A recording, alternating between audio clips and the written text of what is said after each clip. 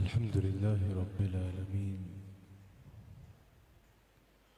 والصلاة والسلام على سيد الأنبياء والمرسلين أما بعد فقد قال الله تبارك وتعالى في القرآن الكريم أعوذ بالله من الشيطان الرجيم بسم الله الرحمن الرحيم ألا إن أولياء الله لا خوف عليهم ولا هم يحزنون صدق الله العظيم وصدق رسوله النبي الكريم۔ سچا ہمارا مالک اور سچا ہمارا خالق کہ سوا اس واحد و یکتا کی کوئی عبادت کے لائق نہیں، اور سچے اس کے پیارے حبیب آپ کے اور میرے آقا و مولا رحمت للعالمین خاتم النبیین حضرت سیدنا و مولانا محمد الرسول اللہ صلی اللہ علیہ وآلہ وسلم کہ جن کے ذکر کی اس خوبصورت محفل میں اور آپ حاضر ہیں۔ الحمدللہ ہمارے مرشد کریم صدارت فرما رہے ہیں۔ اللہ کریم ہم سب کو اس محفل کی برکات سے استفادہ کرنے کی توفیق عطا فرمائے، اور اللہ اور اس کے رسول کی محبت میں ہمارا یہاں جمع ہونا اللہ تعالی ہماری آخرت کے لیے اس کو وسیلہ نجات بنا دے۔ سفر کا مہینہ ہے، اس مہینے کو اولیاء اللہ سے نسبت حاصل ہے، اس کو اولیاء اللہ کا مہینہ بھی کہا جاتا ہے، جہاں اولیاء میں حضرت سیدنا داتا علی حجویری رحمت اللہ علیہ سے اس مہینے کو نسبت حاصل ہے، حضرت سیدنا مجدد الفسانی رحمت اللہ علیہ سے اس مہینے کو نسبت حاصل ہے، حضرت خواجہ عبد الکریم رحمت اللہ تعالی علیہ سے اس مہینے کو نسبت حاصل ہے، مولانا احمد رضا خان رحمت اللہ علیہ سے اس مہینے کو نسبت حاصل ہے، کئی اولیاء اللہ سے، کئی اولیاء اللہ اور علماء حق سے اس مہینے کو نسبت حاصل ہے۔ اولیاء اللہ کا مہینہ ہے۔ آج کی اس محفل کو ہم نے جو ذکر کرنا ہے، حضور علیہ السلام کے غلام صادق، اللہ کے ولی کامل، ہمارے مرشد کریم، ہمارے شیخ، ایسے مرشد جو روحانیت کا ایسا چراغ بلکہ ایسا مہتاب ہے جن کی روشنی سے ایک جہاں روشن ہوا اور آج تک ہو رہا ہے، حضرت سیدنا احمد سرہندی فاروقی حضرت مجدد الفسانی رحمت اللہ تعالی علیہ۔ آج ہم نے آپ کا ذکر کرنا ہے، اور آپ کا ذکر کر کے تمام مشائخ نقشبند کے فیضان کے ذریعے افضل البشر بعد انبیاء حضرت سیدنا صدیق اکبر کے ذریعے حضور علیہ السلام کا فیضان حاصل کرنا ہے۔ یاد رکھیے گا، یہ مشائخ رستہ ہوتے ہیں حضور علیہ السلام تک پہنچنے کا، یہ ذریعہ ہوتے ہیں حضور علیہ السلام کی عنایات اور رحمتیں ہم تک پہنچانے کا۔ اللہ کریم ہم سب کو اپنے مشائخ کا فیضان سے بھرپور استفادہ کرنے کی توفیق عطا فرمائے۔ اللہ اکبر۔ حضرت شیخ احمد سرہندی فاروقی رحمت اللہ علیہ، حضرت مجدد الفسانی رحمت اللہ تعالی علیہ روحانیت کے وہ مہتاب ہیں جن کی روشنی سے آج بھی ایک جہاں روشن ہو رہا ہے، آج بھی ایک جہاں روشن ہو رہا ہے۔ آپ کی شخصیت کے کئی پہلو ہیں، آپ کا علم ایک الگ مستقل موضوع ہے، آپ کے اقوال میں جو آپ نے روشنی عطا فرمائی، جو ہدایت کا رستہ ارشاد فرمایا، وہ ایک الگ مستقل موضوع ہے۔ آپ کا عشق رسول اور اس پہ تعلیمات ایک الگ مستقل موضوع ہے، آپ کی دین کی خدمات ایک الگ موضوع ہے۔ میں نے آپ کے مقام روحانیت پر کچھ دیر آپ سے کلام کرنا ہے کہ اللہ نے آپ کو کیا روحانیت پہ اعلیٰ مقام عطا فرمایا تھا، کس طرح بڑے بڑے آپ کی بارگاہ میں سر جھکاتے نظر آتے ہیں، کس طرح بڑے بڑے آپ سے اکتساب فیض کرتے نظر آتے ہیں، میں نے آپ کے آگے بیان کرنا ہے۔ حضرت شاہ ولی اللہ فرماتے ہیں، سب سے پہلے ہم اللہ کا شکر کرتے ہیں الحمدللہ کہ اللہ نے ہمیں مجدد الفسانی جیسا مرشد عطا کیا ہے۔ ہم یہ فخر سے کہہ سکتے ہیں کہ ہمارے हमारे सिलसिले की जो रवायात, हमारे सिलसिले का जो तारुफ हजरत सैयदना इमाम अहमद सरहंदी फारूकी हजरत इमाम रब्बानी ने पेश किया है, हम चैलेंज से कहते हैं कोई उस पे उंगली उठा के तो दिखाए, कोई उस पे उंगली उठा के तो दिखाए। अल्हम्दुलिल्लाह हमारे सिलसिले में एक चीज भी ऐसी नहीं है, सिलसिला नक्शबंद में मुजद्दिदियों के तरीके में कोई एक चीज भी ऐसी नहीं है जो कुरान और सुन्नत के खिलाफ हो, कोई एक चीज भी ऐसी नहीं है जिसका कुरान और सुन्नत से सबूत न दिया जा सके, कोई एक बात भी ऐसी नहीं है जिसका सबूत हुजूर अलैहिस्सलाम की मजलिस से नहीं मिलता। अल्हम्दुलिल्लाह जो मदीना मुनव्वरा की मजलिस में हुजूर अलैहिस्सलाम की मजलिस मुबारका में तरीके हुए, उसी तरीकों पे अल्हम्दुलिल्लाह नक्शबंदी सिलसिला कायम है और दीगर भी सलासिल तरीकत अल्हम्दुलिल्लाह उसी पे कायम है। हम शुक्र अदा करते हैं अल्लाह का कि अल्लाह ने हमें ऐसा शेख अता फरमाया। ये कहने का मकसद ये नहीं कि बाकी सलासिल में नहीं, अल्हम्दुलिल्लाह जितने भी हक पे तरीके हैं उन सब का वही अंदाज है जो हुजूर अलैहिस्सलाम का और हुजूर अलैहिस्सलाम के सहाबा का अंदाज था, हुजूर अलैहिस्सलाम के सहाबा का अंदाज था।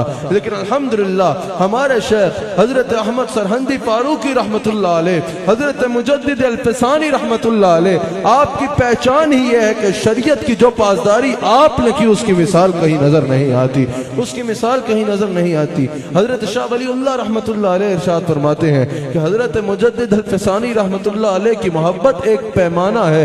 हजरत शेख मुजद्दिद से मोहब्बत करने के लिए इंसान का मोमिन होना जरूरी है, इंसान का मुत्तकी होना जरूरी है।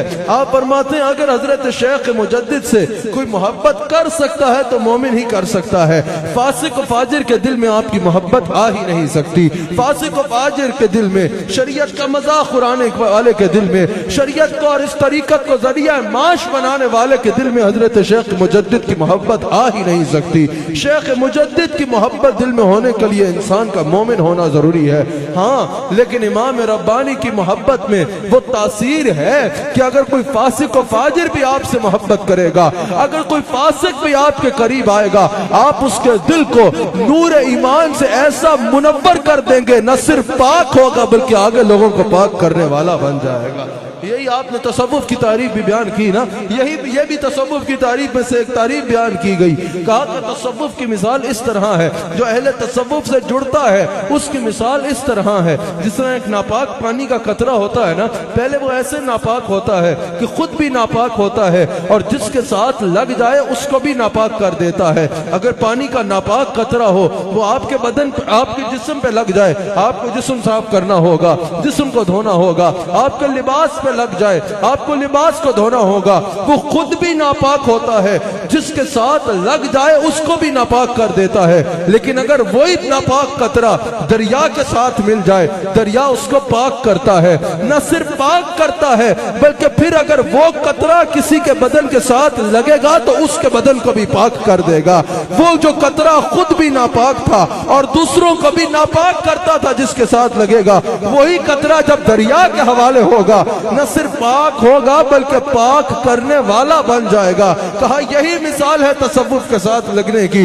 जो अहले तसव्वुफ से नापाक शख्स भी वाबस्ता होगा, गुनाहों की नापाकी से नापाक होगा, अहले तसव्वुफ उसे पाक करेंगे, न सिर्फ पाक करेंगे बल्कि उसको पाक करने वाला बना डालेंगे, उसको पाक करने वाला बना डालेंगे। अगर कोई फासिक और फाजिर भी हजरत शेख से मोहब्बत करेगा तो हजरत शाह वलीउल्लाह फरमाते हैं फिर फासिक और फाजिर नहीं रहेगा बल्कि आप उसको आला मकाम पर फायज फरमा देंगे, आप उसको रूहानियत के आला मकाम पर फायज फरमा देंगे। आपका इसमें गिरामी अहमद सरहंदी है और आपके वालिद का इसमें गिरामी हजरत शेख अब्दुल अहद रहमतुल्लाह अलैह है।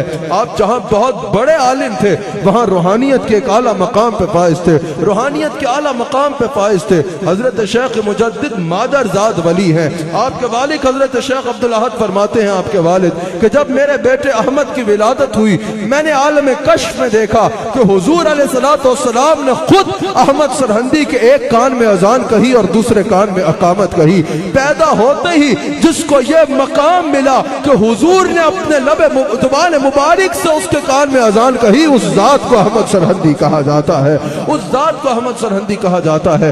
आपने अपनी इब्तदाई तालीम अपने वालिद के जेर साया हासिल की और आपने अपनी इब्तदाई रूहानी मनाजिल भी अपने वालिद के जेर साया तय फरमाई, वालिद के जेर साया तय फरमाई। और आप फरमाते हैं जब جب میں نے علم ظاہر حاصل کر لیا، اور یہ بھی یاد رکھیے گا آج لوگ کہتے ہیں بھئی صرف علم جو ہے وہ باطن ہی ہے، علم کتاب کی کوئی حیثیت نہیں، علم کتاب والے کو کیا لگے کہ علم باطن کیا ہے؟ بولے بھئی علم باطن کی کوئی بڑی مثال دو تو کہتے ہیں آصف بن برقیہ کو دیکھ لو، حضرت داتا صاحب کو دیکھ لو، اب اگر پہلی امتوں میں دیکھنا ہے تو آصف بن برقیہ کو دیکھ لو، اس امت میں دیکھنا ہے حضرت غوث اعظم کو دیکھو، حضرت داتا صاحب کو دیکھو، حضرت شیخ مجدد کو دیکھو۔ بھائی یہ سب وہ اولیاء ہیں جنہوں نے قرآن کا علم حاصل کیا، حدیث کا علم حاصل کیا، علم ظاہر حاصل کیا، اس کے بعد علم باطن کی وہ منزل ملی جو کچھ کتابوں میں پڑھا تھا وہ آنکھوں سے دیکھنا شروع ہو گئے، وہ آنکھوں سے دیکھنا شروع ہو گئے۔ ہم ایسی طریقت نہیں ہے، ایسی طریقت کے پیچھے نہ جانا جو کہیں بھئی نہ قرآن پڑھنا ہے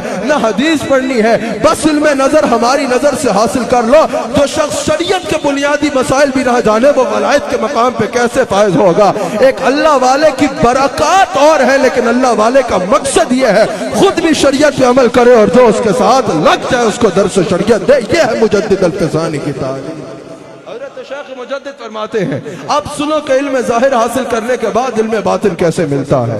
حضرت شیخ مجدد فرماتے ہیں کہ جب میں نے علم ظاہر حاصل کر لیا نا تو آپ فرماتے ہیں کہ ایک دفعہ میں نے عالم کشف میں دیکھا حضرت مولا کائنات میرے پاس تشریف لاتے ہیں، حضرت علی میرے پاس تشریف لاتے ہیں، اور حضرت علی نے فرمایا احمد سرہندی میرے پاس آؤ، میں تمہیں علم افلاک سکھانے آیا ہوں، یعنی آسمان کے نیچے جو کچھ ہے وہ تو تم نے پڑھ لیا نا، آؤ اب میں تمہیں آسمان کے اوپر کی باتیں بتانے آیا ہوں، میں تمہیں علم افلاک سکھانے آیا ہوں۔ اور حضرت شیخ مجدد فرماتے ہیں عالم کشف میں نے مولا کائنات حضرت علی رضی اللہ تعالیٰ عنہ سے علم افلاک سیکھا۔ اور یاد رکھیے گا مجددی ہو ہی نہیں سکتا وہ شخص جس کو مولا علی کے نام سے تکلیف ہوتی ہے، وہ مجددی ہو ہی نہیں سکتا نعرہ حیدری سے جس کے منہ پہ پھٹکار آتی ہے، وہ مجددی ہو ہی نہیں سکتا علی کا ذکر جس کو پریشان کرتا ہے۔ آؤ میں بتاتا ہوں اس خشک بندے سے نہ سیکھو کہ علی کی محبت کیا ہوتی ہے۔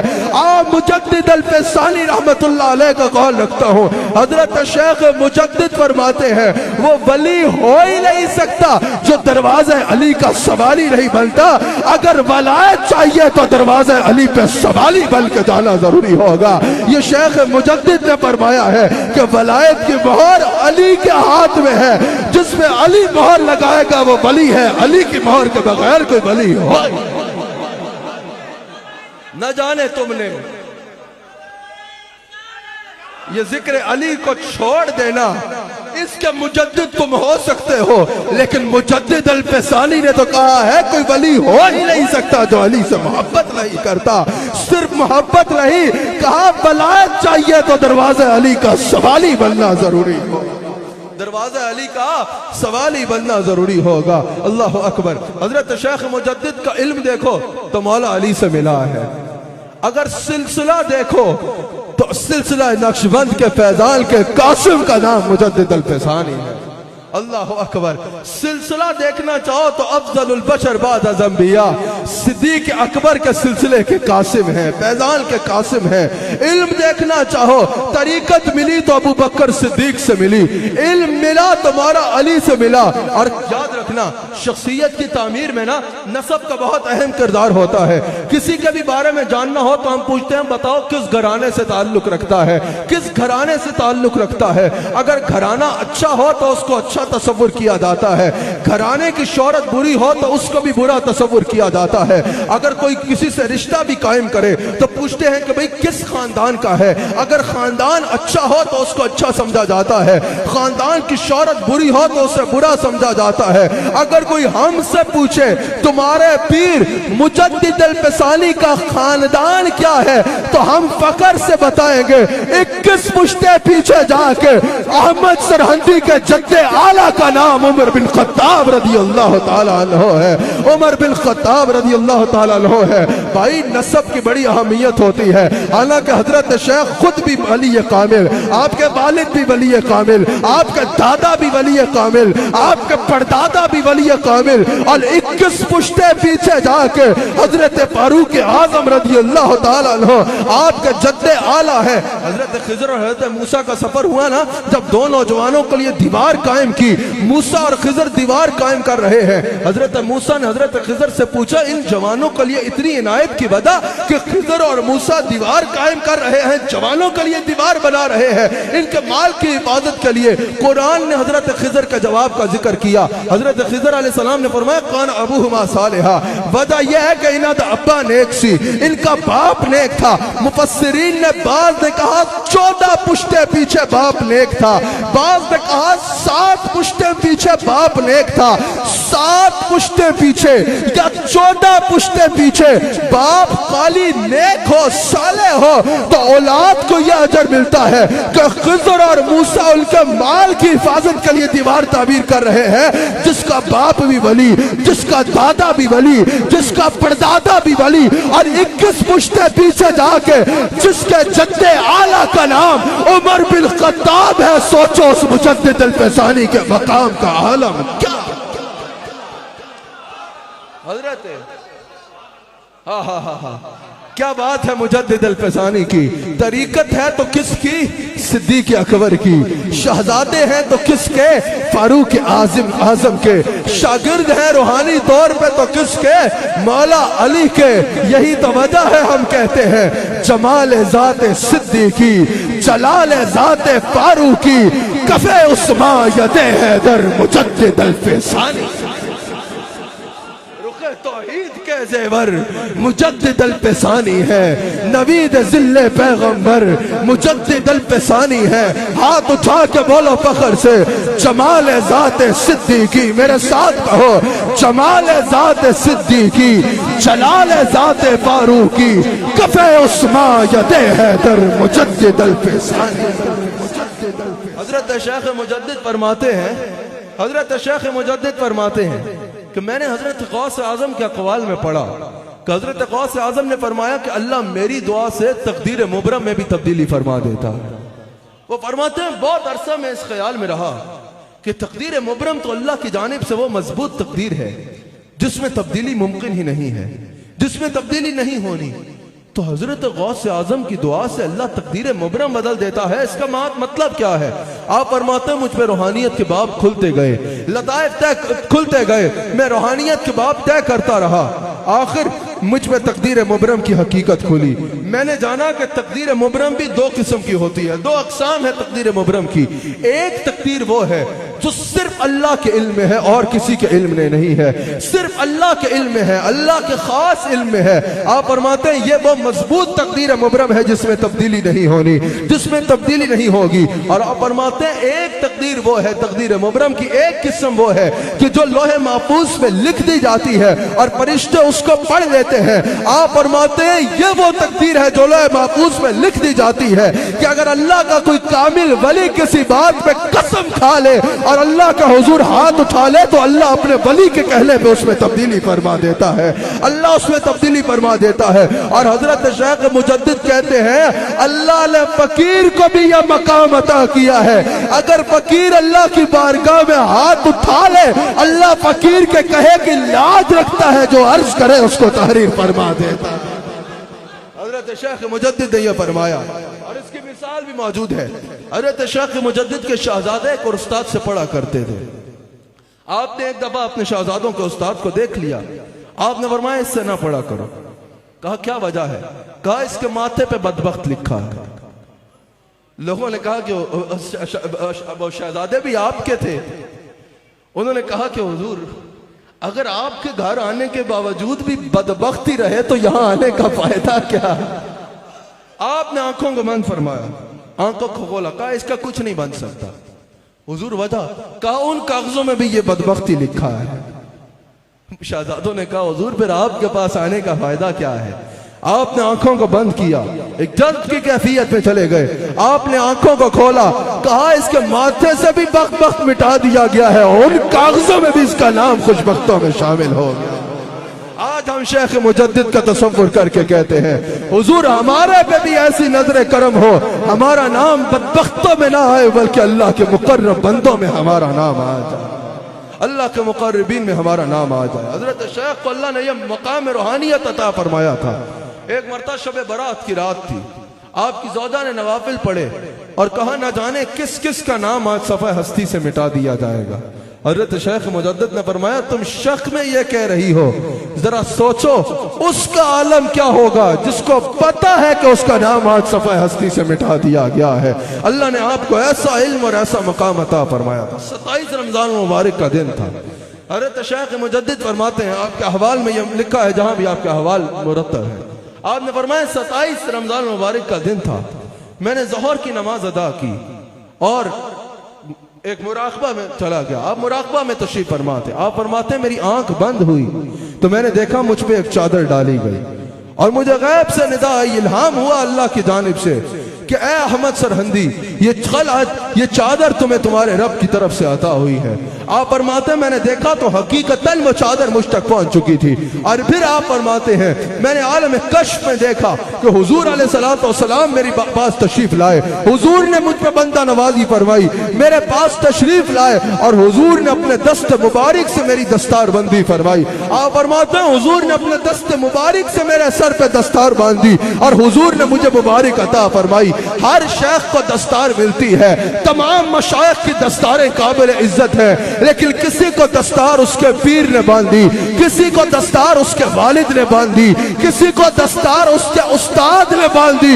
مجدد الفسالی اس کو کہتے ہیں جس کو دستار کسی اور نے نہیں بلکہ خدا ملا کے لال نے عطا فرمائی ہے۔ اور سن لو دنیا والو، سن لو کال کھول کے، ہر دور میں کوشش ہوئی، کسی نے اقتدار کے ذریعے اس شملے کو جھکانے کی کوشش کی، کسی نے تقریر کے ذریعے اس شملے پہ داغ لگانے کی کوشش کی، کسی نے تحریر کے ذریعے اس دستار کو داغدار کرنے کی کوشش کی، کسی نے 2 شعروں کے ذریعے اس دستار کو جھکانے کی کوشش کی، لیکن جھکانے والے جھک گئے۔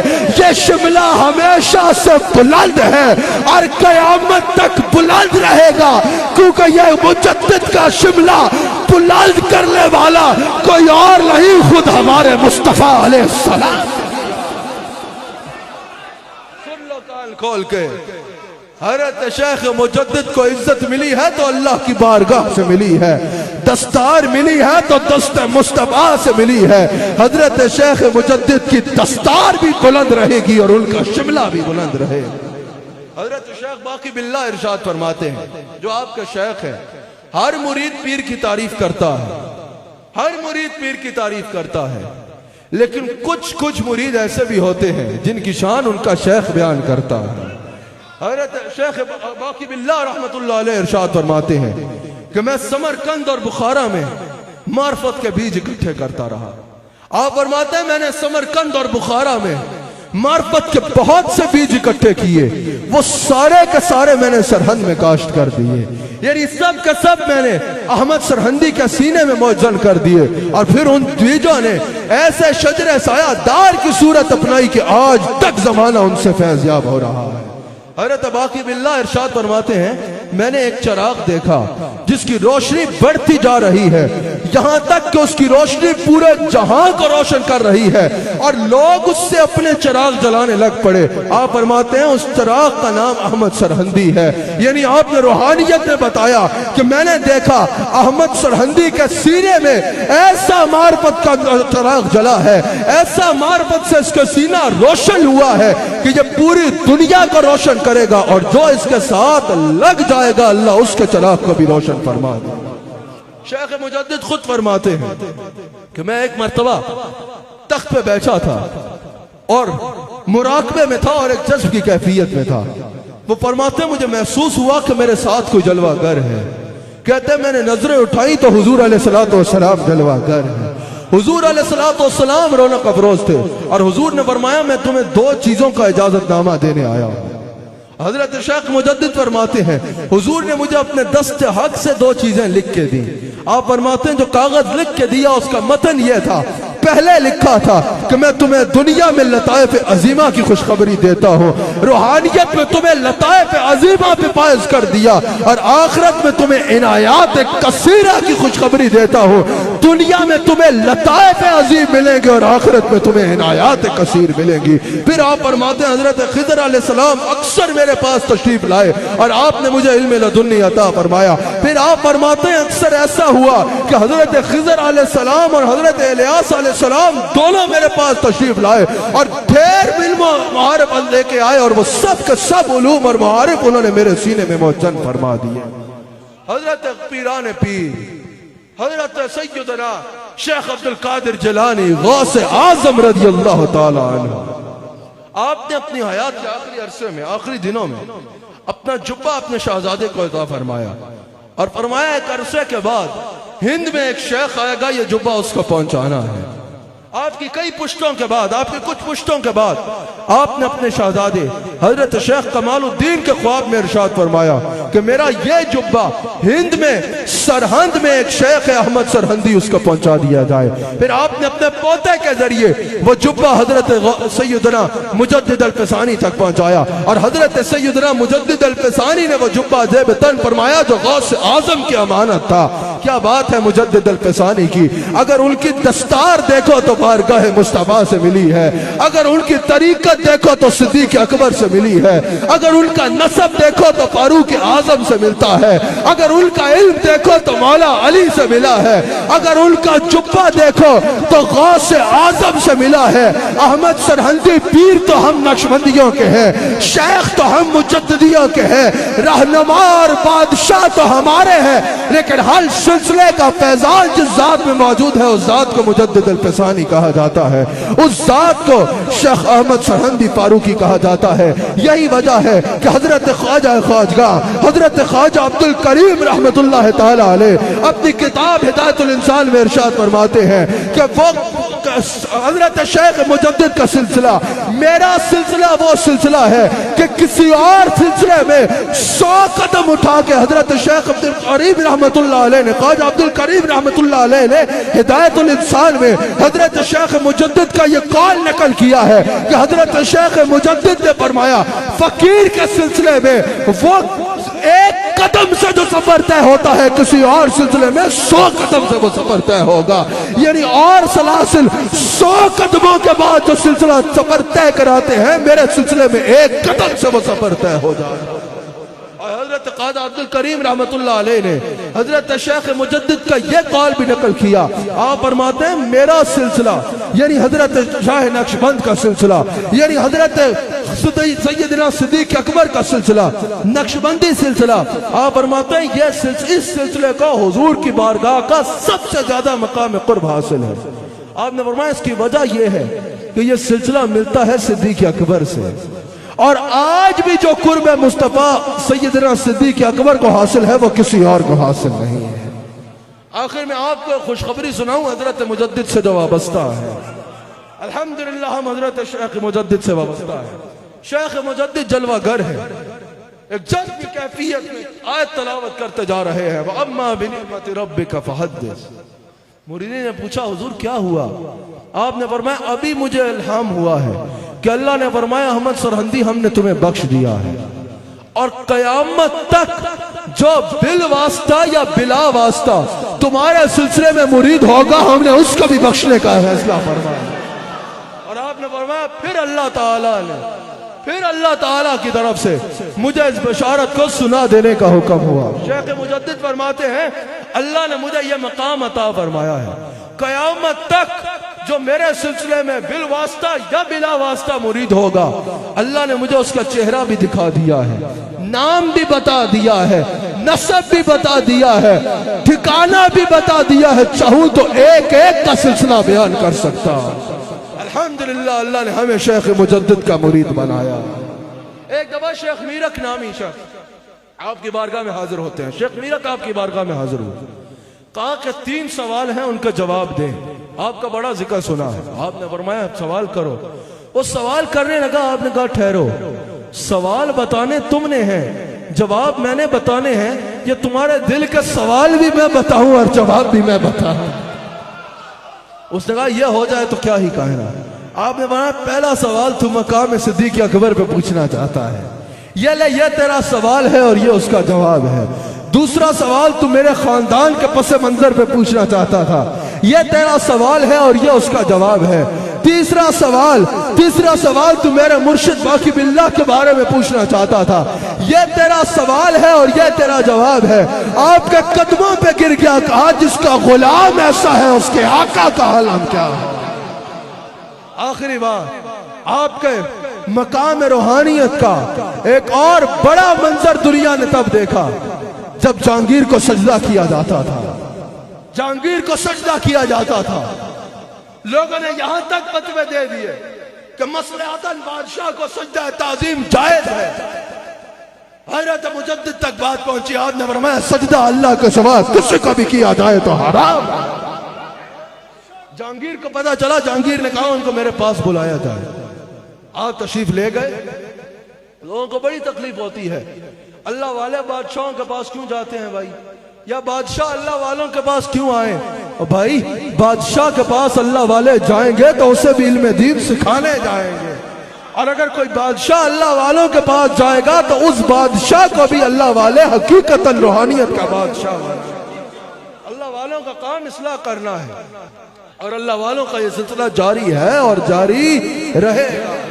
وہ اور لوگ ہیں، وہ اور آج کل آپ کو نظر آتی ہوگی ایک عجیب تکفیری مہم چلی ہوئی ہے، یہ بھی کافر، وہ بھی کافر، تو بھی کافر، وہ بھی کافر، وہ بھی کافر، میں بھی کافر، سارے ہی کافر، کافر ہی کافر بنائے جا رہے ہیں معاذ اللہ۔ ایک تکفیری مہم چلی ہوئی ہے، اس کا اہل تصوف سے کوئی تعلق نہیں ہے۔ ہاں جس پہ شریعت حکم لگاتی ہے اس حکم کے پابند ہے اہل تصوف بھی اور سارے، اور وہی حکم بیان کرتے ہیں، لیکن یہ جو مفت میں تکفیر کی فیکٹری ہے، یہ اولیاء اللہ کا کام نہیں ہے کہ جس کو دو سامنے آئے اس کو کافر بنا دو۔ اولیاء اللہ اور زاہد خوش میں یہی فرق ہے، زاہد خوش سے اور تو کچھ کرنا نہیں ہوتا، مسلمانوں کو کافر بنانے لگ پڑتا ہے، اور اہل تصوف کافروں کو مسلمان بنایا کرتے ہیں۔ جس کو آپ کو پتا ہے نا، مسلمانوں کو کافروں کو مسلمان کرنا مشکل کام ہے، مسلمانوں کو کافر کہہ دینا تو بہت آسان ہے، لوگوں نے یہ رستہ اپنا لیا ہے، لیکن اہل تصوف مسلمانوں کو بلا وجہ کافر نہیں کرتے بلکہ کافروں کو مسلمان کرتے ہیں۔ حضرت شیخ مجدد تشریف لے گئے، جہانگیر کے دربار میں لے جا رہے تھے تشریف، رستے میں کسی نے روکا، کہا حضرت وہاں سجدہ کرنا پڑے گا۔ آپ نے فرمایا میں اللہ کے سوا کسی کو سجدہ نہیں کرتا۔ اچھا، اس کے حواری بڑے تیز تھے، انہوں نے کیا کیا کہ دروازہ چھوٹا بنا دیا، کہا کہ ویسے تو احمد سرہندی نے سجدہ نہیں کرنا، لیکن دروازہ ہی چھوٹا جو بنا لوں سر تو جھکا لے گا آتے۔ آپ کو اللہ نے فراست عطا فرمائی تھی، آپ نے اس دروازے سے پہلے قدم داخل فرمائے، بعد میں سر داخل فرمائے۔ آپ جہانگیر کے دربار میں گئے تھے، سب اس کو سجدہ کرتے تھے، آپ نے وہاں جا کے فرمایا السلام علیکم ورحمت اللہ، دربار میں سناٹا چھا گیا، کہا احمد سرہندی نے سجدہ نہیں کیا، اس کی خیر نہیں۔ جہانگیر نے کہا سجدہ کرو، آپ نے فرمایا اللہ کے سوا میں کسی کو سجدہ نہیں کرتا۔ جہانگیر نے کہا میرا حکم ہے سجدہ کرو، آپ نے کہا اللہ کے حکم کے آگے تیرے حکم کی کوئی حیثیت نہیں۔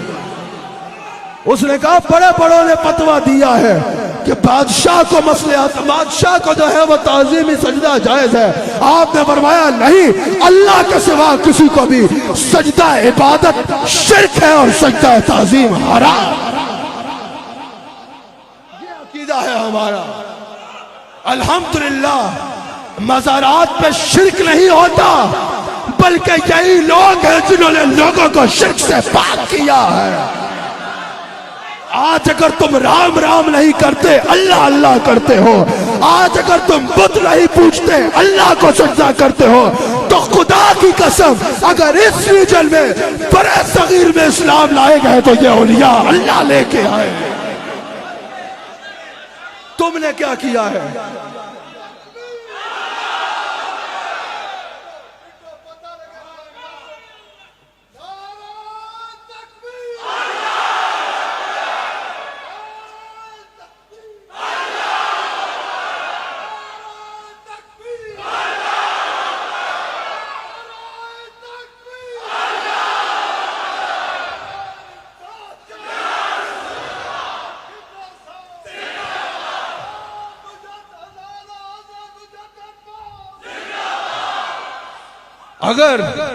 اس ریجن میں اسلام آیا ہے تو یہ اولیاء اللہ لے کے آئے ہیں، اولیاء اللہ لے کے آئے ہیں۔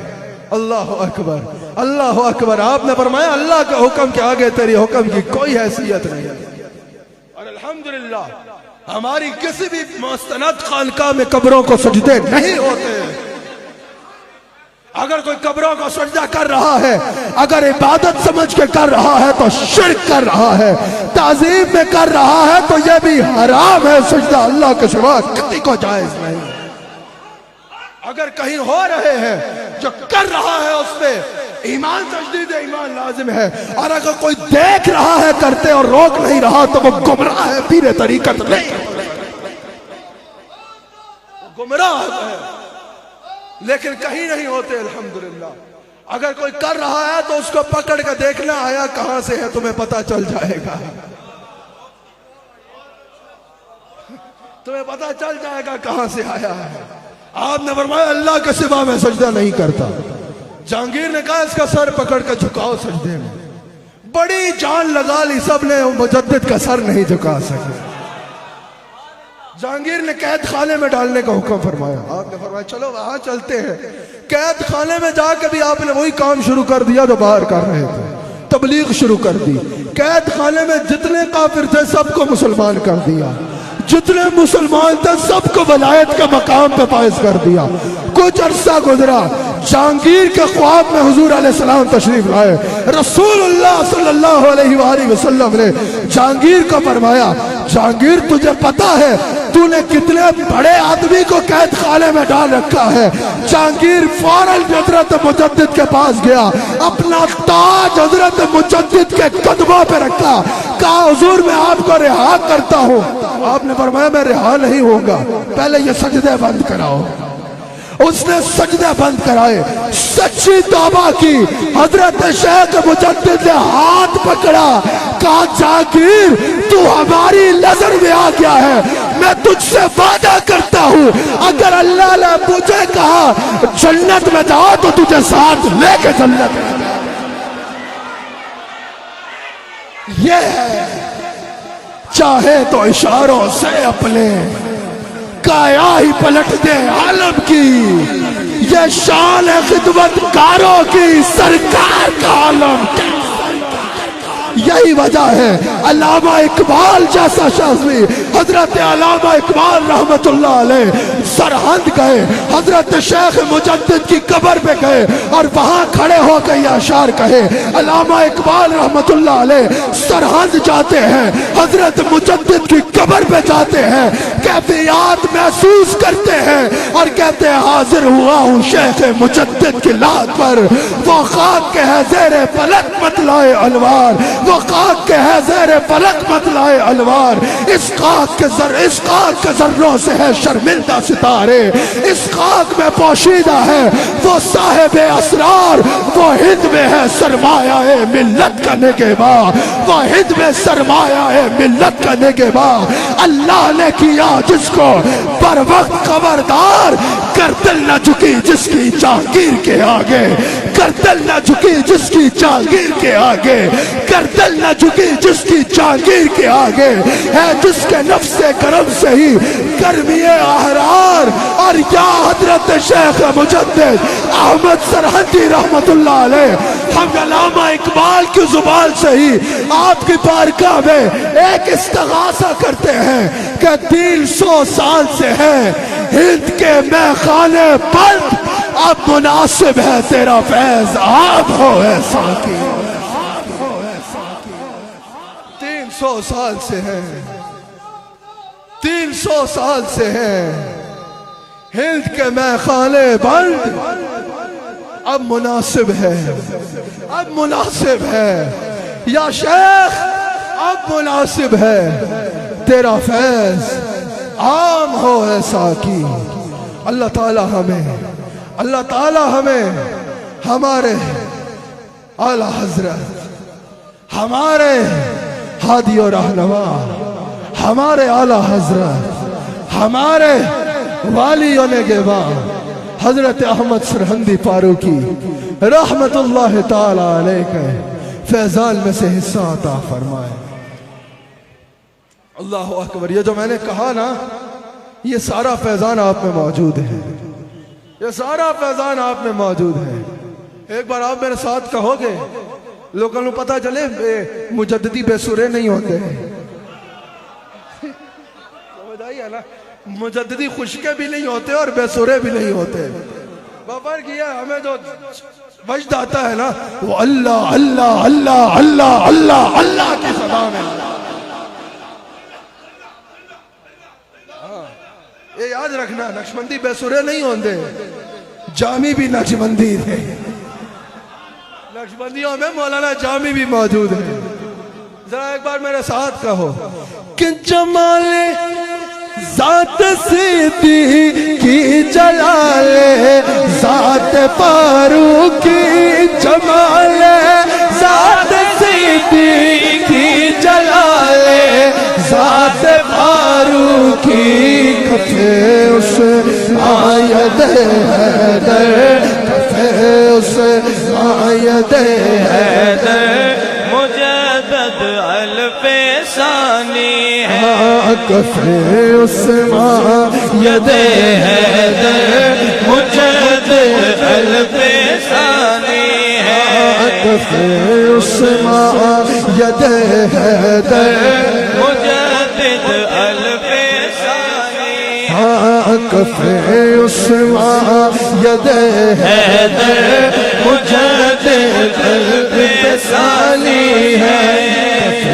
اس آیت حیدر مجدد الف ثانی رخ توحید کے دے وہ مجدد الف ثانی ہے. رخ توحید کے دیور مجدد الف ثانی ہے نبی دے ذل پیغمبر مجدد الف ثانی ہے. نبی دے ذل پیغمبر مجدد الف ایک بار سب ہاتھ اٹھا کے کہو نبی دے ذل پیغمبر مجدد الف ثانی ہے نبی دے ذل پیغمبر مجدد الف ثانی ہے. اللہ تعالیٰ اس مجلس کو اپنی بارگاہ میں قبول فرمائے. اللہ تعالیٰ ہم سب کو حضور علیہ السلام کا نمک حلال اور وفادار رکھے. اللہ تعالیٰ پاکستان کی حفاظت فرمائے. اللہ تعالیٰ افواج پاکستان کو مزید بڑھ کے پاکستان کی دفاع جس طرح کر رہے ہیں, پوری قوم کو ان پہ ناز ہے, اللہ تعالیٰ ان کو مزید برکات عطا فرمائے. اللہ تعالیٰ افواج پاکستان کے عظیم سپہ سالار پر بھی اپنی مزید رحمتوں کا نزول فرمائے. اللہ تعالیٰ ہم سب کو حضور علیہ السلام کا وفادار اور نمک حلال رکھے. ایک ضروری اعلان سماعت فرما لیجئے. انشاءاللہ الرحمن یہ سفر کی 12ویں شریف تھی, اگلی 12ویں شریف ربیع الاول ہے. نثار تیری چہل پہل پر ہزاروں عید ربیع الاول, سوائے ابلیس کے جہاں میں سبھی تو خوشیاں. اگلی 12ویں شریف 12 ربیع الاول ہے. حضور علیہ السلام کا یوم ولادت ہے, یوم ولادت ہے. عجیب, میرے سے کسی نے کہا بھئی پچھلے دنوں یہ 12 ربیع الاول یوم ولادت نہیں ہے, آپ فلاں ربیع الاول, میں کہوں گا نہیں ان کی تبلیغ میں کیوں کروں, آپ فلاں ربیع الاول کو ولادت منائیں. میں نے کہا بھائی صاحب آپ منا رہے ہیں نا, تقریر کے لیے میں آؤں گا. کہا نہیں نہیں ہم تو نہیں مناتے. میں نے کہا تکلیف اور ہے, بکواس اور ہے, اگر اور ہے تو تم مناؤ نا, تقریر کا ہم کریں گے آ کے اور تمہارے ساتھ منائیں گے. الحمدللہ حضور علیہ السلام کا یوم ولادت جس مہینے میں بھی منایا جائے ہم منانے کو تیار. سازش ہے ان پہ نہ جانا. 12 ربیع الاول آقا علیہ السلام کا یوم ولادت. کون کون تیار ہے اس کے لیے؟ آپ سب نے, آپ نے تو آنا ہی آنا ہے, آپ سب نے آج سے اس کی تیاری شروع کرنی ہے انشاءاللہ. اللہ تعالیٰ کے فضل و کرم, حضور علیہ السلام کی رحمت اور سیدہ کائنات سلام علیہا کے صدقے سے انشاءاللہ 12 रबीउल अव्वल को ईदगाह शरीफ में अल्लाह ने चाहा इंशाअल्लाह तो हर साल से बढ़ चढ़ के इंशाअल्लाह एक फकीदुल मिसाल जश्न मनाया जाएगा आका अलैहिस्सलाम की आमद का, जिसमें इंशाअल्लाह हजारों की तादाद में हुजूर अलैहिस्सलाम के गुलाम शरीक होके हुजूर की आमद का जश्न मनाएंगे। आप सब ने न सिर्फ खुद आना है बल्कि दोस्तों को भी साथ लाना है, घर वालों को भी साथ लाना है, बच्चों को साथ लाना है, सबको साथ लेके आना है। भरपूर तैयारी करनी है, भरपूर तशहीर करनी है अपने अपने इलाकों में, भरपूर लोगों को दावत देनी है और सब संगियों को बताना है कि ईद ईदगाह में मनानी है। 12 रबीउल अव्वल अहले ईमान की ईद है और ये ईद कहाँ मनानी है? ईदगाह में मनानी है। 12 रबीउल अव्वल के लिए आप अहबाब को मेरे ख्याल से मुझे ज्यादा जोर दे के दावत की जरूरत नहीं, क्योंकि आप सबको अपनी जिम्मेदारियों का यकीनन एहसास है कि आप सब अहबाब ने अकेले नहीं आना, काफिले लेके 12 रबीउल अव्वल को ईदगाह शरीफ तशरीफ लाना है, हमारे साथ मिलके आका अलैहिस्सलाम की आमद का जश्न मनाना है। अल्लाह ताला हम सबको हुजूर अलैहिस्सलाम का वफादार और नमक हलाल रखे।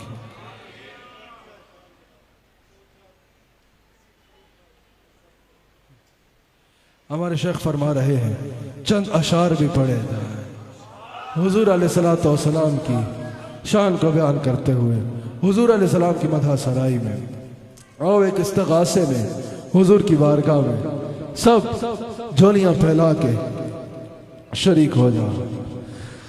आपके कदमों में आना मेरा काम था, मेरी बिगड़ी बनाना आपका काम है।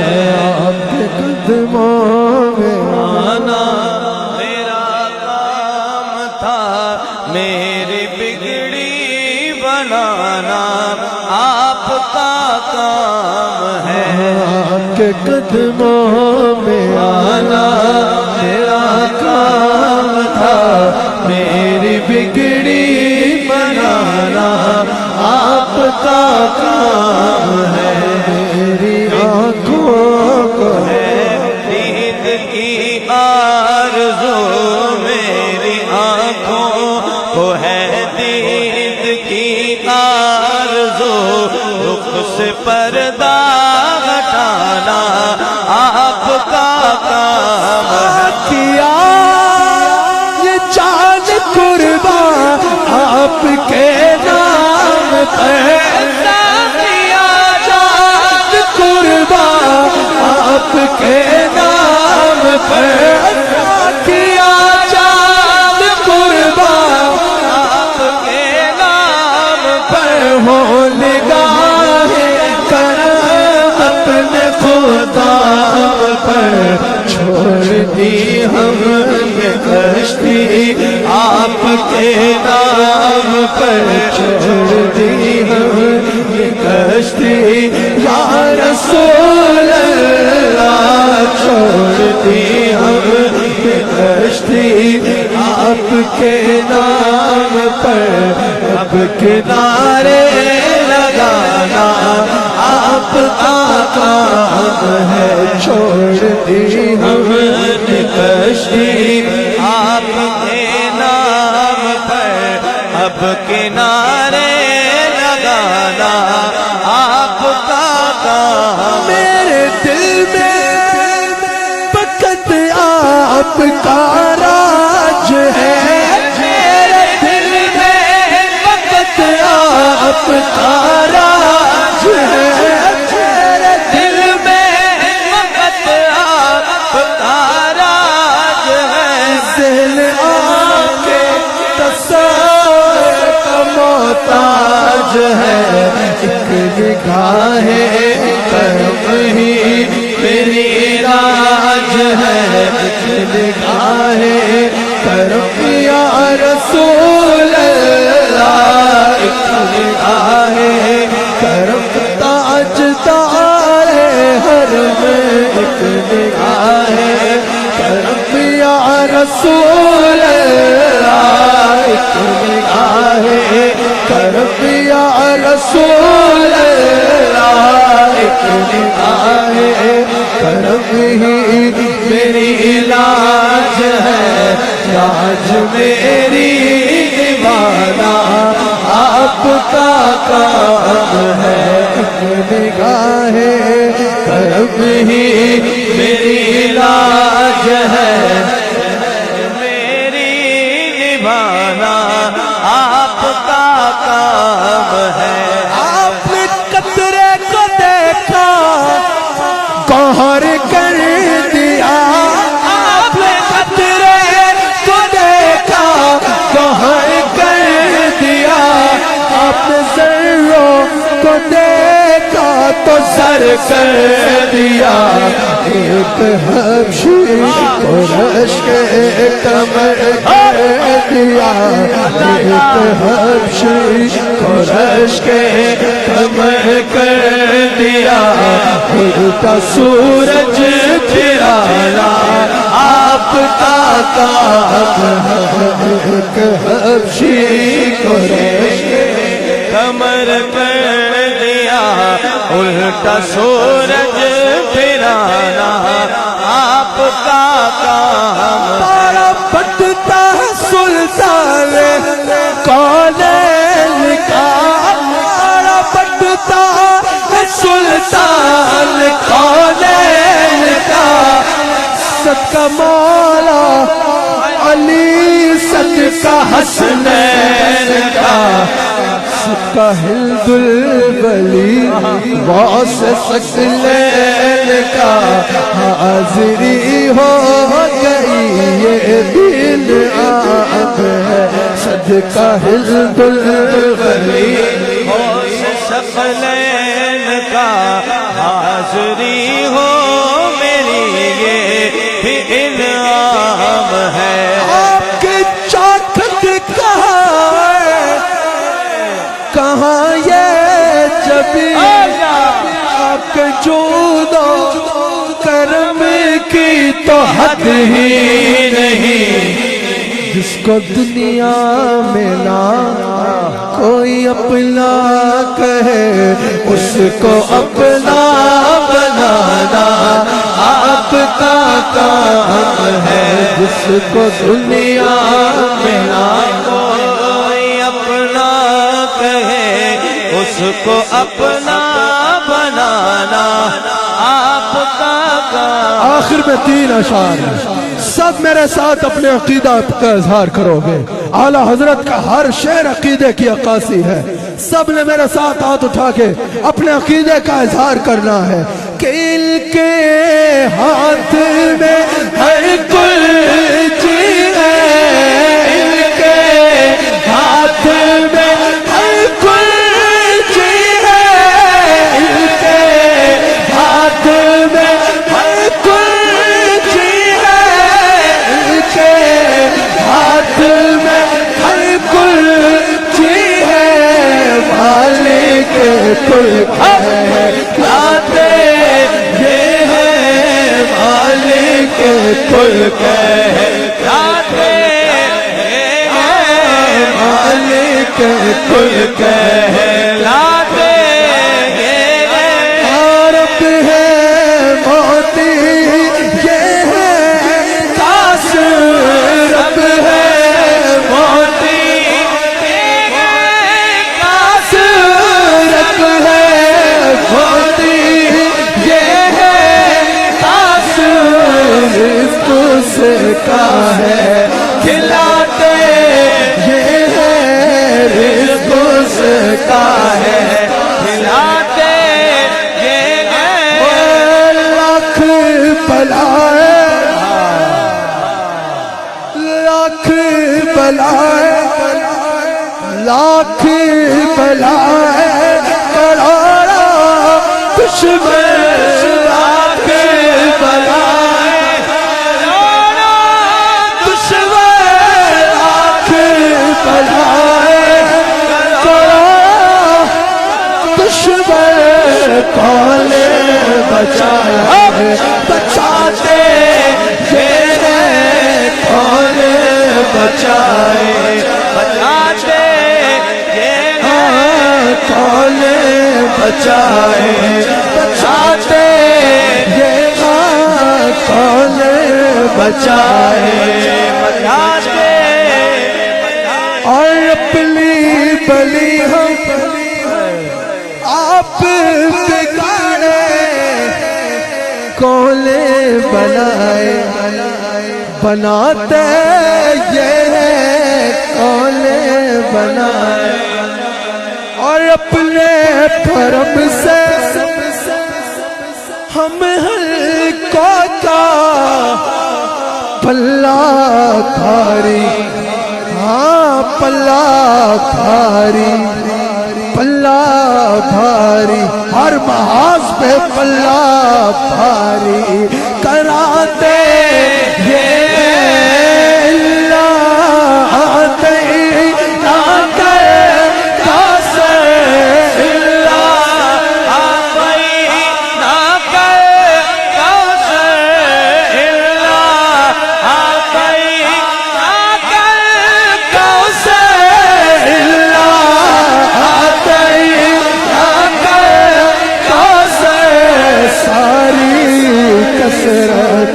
پاتے یہ ہے ماتم گھر میں ماتم گھر میں ایک نظر سے شادی شادی نچاتے یہ ہے شادی شادی